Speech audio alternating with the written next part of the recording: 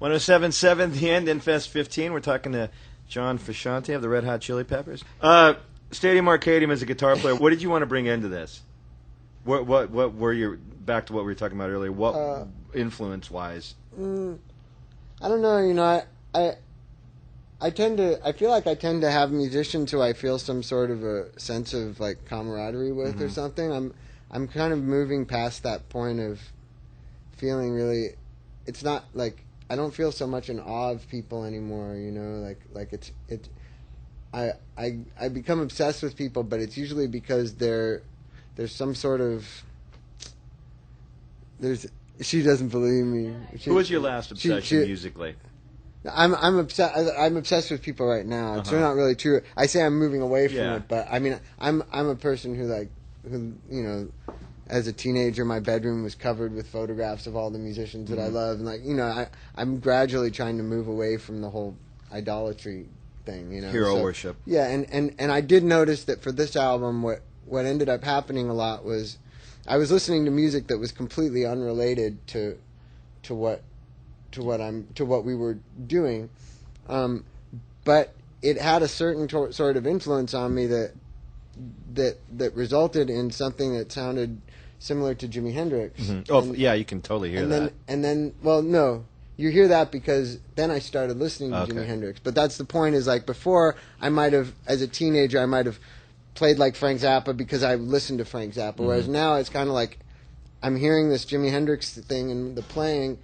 And so I start going back to Jimi Hendrix's playing and seeing where he was taking that style and seeing where else does it have to go that I, you know what I mean? Yeah. It's not so it's I end up listening to things that relate to what I'm thinking more so than I think things because I'm listening to them. You know what I mean? So for me that's a difference. But as far as right now, like I really my favorite people making music now are Square Pusher and the Aphex Twin and Venetian Snares and Autechre. Those are my favorite artists, and I think they're way like millions of miles above what sea other level people are doing. I just there's not many bands that get me very excited. You know, I really like the Mars Volta and. I like Tool, you know. Who else do I like?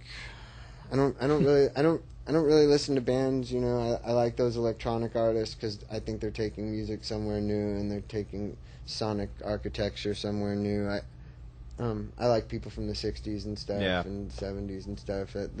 That's more when to me when bands really had something going on. Yeah, though they had more room to do it back then too. It wasn't so.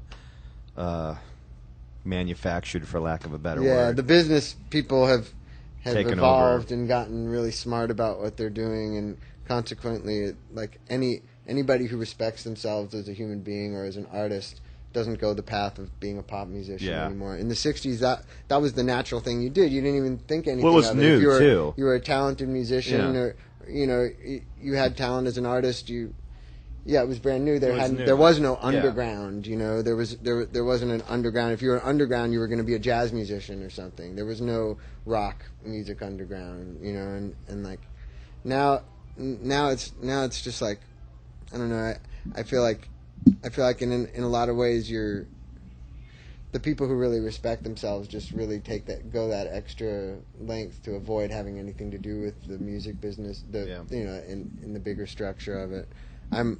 You know, luckily, in my particular situation, it offers me a lot of freedom, and I'm just learning how to be good to myself and learning how to, you know, to protect my own rights as a musician and as an artist and stuff. But it's hard, like because we've been working real consistently for a long time, and I'm the kind of person I like to be creative all the time, and we've been really working.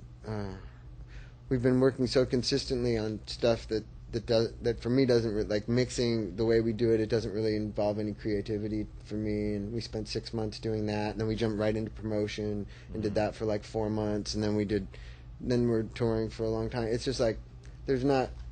It doesn't leave you any room to to follow your imagination anywhere. So I don't really like that, but it's you know, it's the job.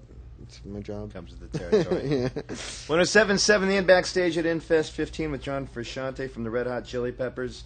How long sets are you guys playing on this tour? Well, you started last night, so you get up there and sometimes it feels good. We didn't start last night. We've done 2 months in Europe already, Yeah. So this is not. It's not like it's new Okay. for us. Like it's I guess we play about 90 minute now and 45-minute set Okay. or something like that. But we do a jam at the end every night. We do an improvisation at the end, which sometimes goes on for a really long time. You know, it just depends on how we feel or what's going on. Did you not do? Is that when you did Interstellar Overdrive a month or so ago? No, we walked right on stage and played Interstellar did it? Overdrive. That was the first thing we played when we walked out on the day that we found out Sid Barrett died. Yeah. Nothing to be sad about. We should all throw a party. Celebrate it. Yeah. All right, we'll let you get back to whatever it is you got to do. All right, cool. All right, I appreciate you stopping by. Yeah, thank you. Thanks, man.